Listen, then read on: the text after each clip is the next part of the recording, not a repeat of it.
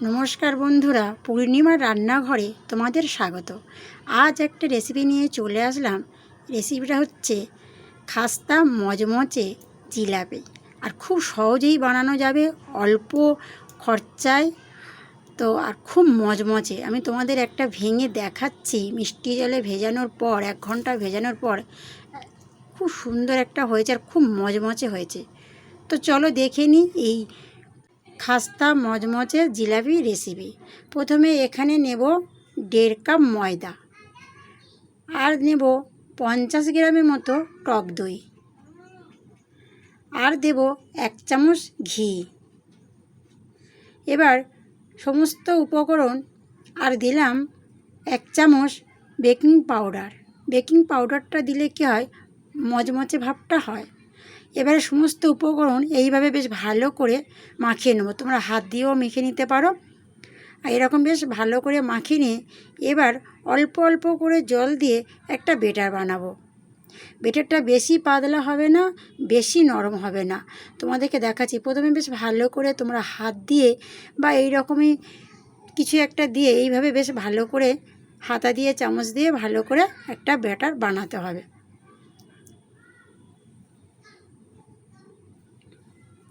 তো ব্যাটারটা বানানো হয়ে গেছে, আর তোমাদেরকে দেখাচ্ছি ঠিক এই রকমই। বেশি পাতলা না, বেশি ঘন নয়।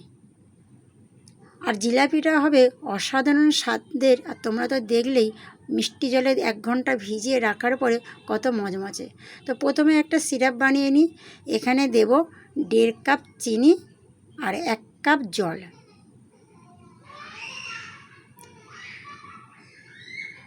দিয়ে বেশ এইভাবে ফুটিয়ে নেব। এবার এখানে দেব 3 থেকে 4টে এলাচ।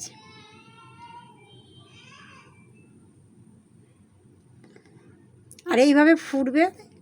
এখানে দিলাম 3 থেকে 4টে এলাচ দিলাম। আর সিরাপটা যখন দেখবে একটু হাত দিয়ে দেখতে হবে, তবে সাবধানে গরম, যে চিটচিটে ভাবটা আসবে তখন এটা বন্ধ করে দেবে। বেশি ঘন করলে মিচিরি হয়ে যাবে। এবার বন্ধ করে দিলাম। হয়ে গেল একটা সিরাপ।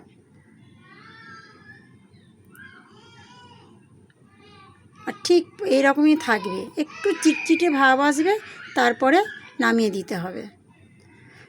তো এটা ঠান্ডা হতে থাক। এবারে বেটারটা নিয়েছি, এটাকে 1 ঘন্টা ভিজিয়ে রেখেছিলাম। 1 ঘন্টা ভেজানোর পর এবারে একটা প্লাস্টিক, যে কোনো প্লাস্টিক, দুধের প্লাস্টিক বা এই রকম কোনো একটা প্লাস্টিকে ভরে নিতে হবে। নেওয়ার পরে আর একটু মুখটা কাটতে হবে। এবার একটা ফ্রাই প্যানে তেল চড়িয়েছি, তেলটা গরম হয়ে এসছে। এবারে ঠিক এই রকম করে খুব সহজেই জিলাপিটা বানানো যায়, আর অসাধারণ স্বাদের। তো তোমরা যদি মুখটা আরেকটু বড় করে কাটো তাহলে জিলাপিটা আরেকটু মোটা হবে। আর ঠিক এই রকমই জিলাপির পেঁয়াজ।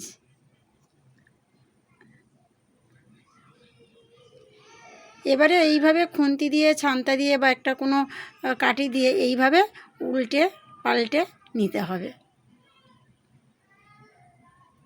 একটু লাল লাল বানাতে হবে। একটু লাল লাল ভাজলে কী হয়, মচমচে ভাবটা আসবে। এরকম তেল ঝরিয়ে তুলে নিতে হবে। তো আমি তোমাদেরকে আরেকবার দেখাচ্ছি। খুব সহজে এরকম ঘুরিয়ে পেঁচিয়ে জিলাপি বানাতে হবে।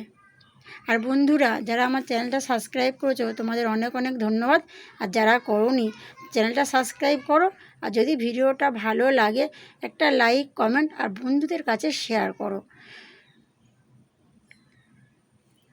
তবে এই ভাজা হয়ে গেছে, একটু উল্টে পাল্টে নেব। ভাজা হয়ে গেছে, আর বেশ কালারটাও খুব সুন্দর হয়েছে। তো এবার মিষ্টি জলে সিরাপটা তো বানিয়ে রেখেছি, এবার সিরাপে এবার ভিজিয়ে রাখবো। তো জিলাপি হয়ে গেছে, আর একটু ঠান্ডা হয়ে গেছিলো সিরাপটা, আমি আরেকটু হালকা গরম করে নিলাম। বেশি ফোটাইনি, হালকা গরম করে এবার একটা একটা করে জিলাপিগুলো এর মধ্যে দেব। দিয়ে এই মিষ্টি জল এরকম করে চুবিয়ে প্রায় আধ ঘন্টা থেকে 1 ঘন্টা রেখে দেবো।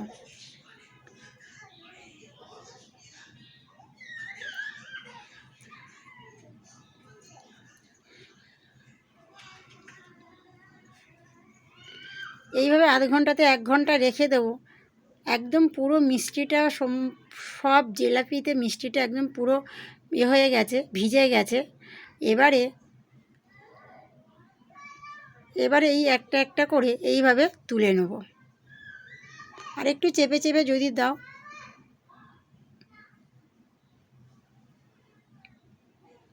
ওপর থেকে একটু দিলাম,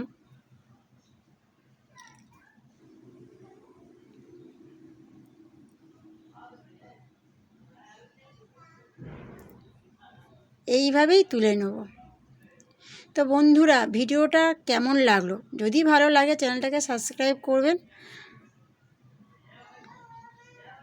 আর নিত্য নতুন ভিডিও দেখতে পাবেন। তো বন্ধুরা, আজকের এই পর্যন্ত। দেখা হচ্ছে অন্য কোনো ভিডিওয়।